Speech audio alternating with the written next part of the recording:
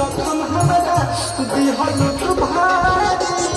साचो कहतानी जान बानी परेशान साचो कहतानी जान बानी परेशान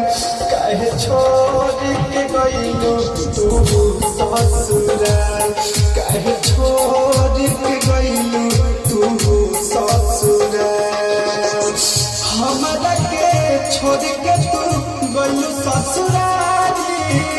दिलवा पे जखम हमरा दिहल तू भारी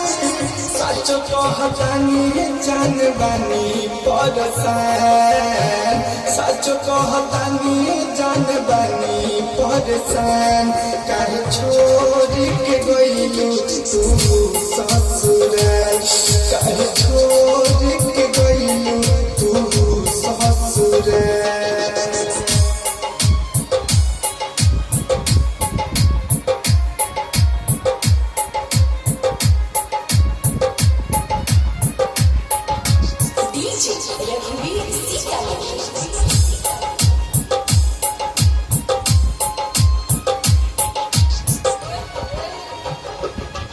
तोहरे के देखिए तो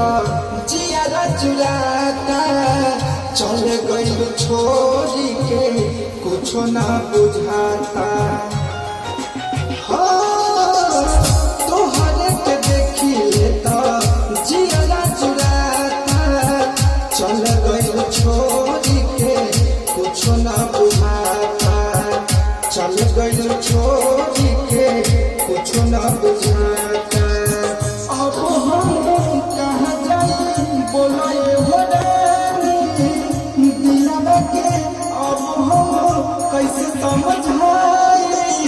सोच सोच पागल हो जाइब ये जान सोच सोच पागल हो जाइब ये जान काहे छोड़ के गइलो तू ससुराल काहे छोड़ के गइलो तू ससुराल